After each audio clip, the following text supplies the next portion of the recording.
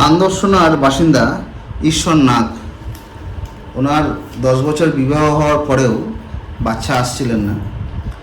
তো অনেক জায়গায় দেখিয়েছিলেন ওনারা, দেখানোর পর এখানে সন্ধান পায় এবং এই আরোগ্যনীর ওয়াটার থেরাপি সেন্টারে আসার পর 10 বছর পর ওনাদের কন্যা সন্তান হয়েছেন। তো এই বিষয়ে আপনি কি বলবেন? শুনুন ভাই, এই যে ওনার পিসিওডি প্রবলেম ছিল, পিসিওডি পলিসিস্টিক ওভারি ডিজিজের প্রবলেম ছিল, সেটা অপারেশন ছাড়া ঠিক হয় না।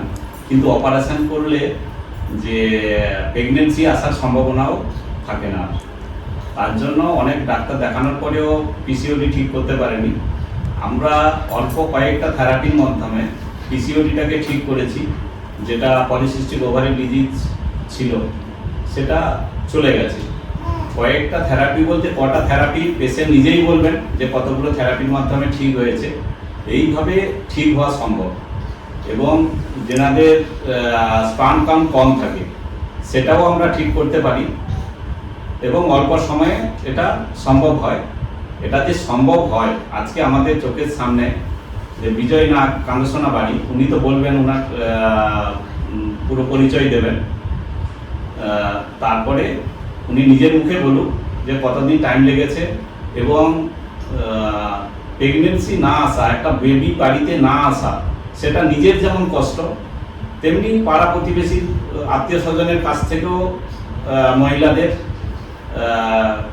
অনেক কিছু শুনতে হয়, কষ্ট সহ্য করতে হয়, অনেক কিছু শুনতে হয়। তো ম্যাডাম, আমি তো এখানে এসে থেরাপি নিলেন, তো আপনার কোলে আজকে 1.5 মাসের একটা ফুটফুটে বাচ্চা, তো আপনার কেমন লাগছে বলুন?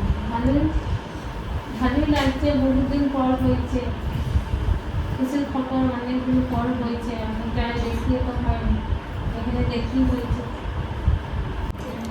আপনার যে 10 বছর পর বাচ্চা হলো, আজকে একটা বাচ্চা না হওয়া বিবাহিত জীবনে তো সামাজিকভাবে অনেক কিছু তাকে শুনতে হয়। তো আপনার ওপর কি সেরকম কিছু চাপ আসছিল বা আপনাকে কিছু কথা শুনতে হচ্ছিল নাকি? হ্যাঁ, পাড়ার প্রতিবেশী লোকেরা বলছিল, সকালে যা বলে সকলে যা বলে। আপনি এখানে থেরাপি নিতে আসার আগে অন্যান্য জায়গায় কোথাও চিকিৎসা করিয়েছিলেন নাকি? হ্যাঁ, অনেক জায়গায় দেখেছিলাম, বহু জায়গায় দেখেছিলাম। তো ওখানে চিকিৎসা নেওয়ার পরে কোনো কিছু পজিটিভ রেজাল্ট আসছিল না? তো এখানে আপনি কটা থেরাপি নিয়েছিলেন? 22খানা থেরাপি নেওয়ার পর আপনার কোলে আজকে একটা ফুটফুটে কন্যা সন্তান। তা আপনার কেমন লাগছে বলুন? ভালোই, খুশির খবর। তো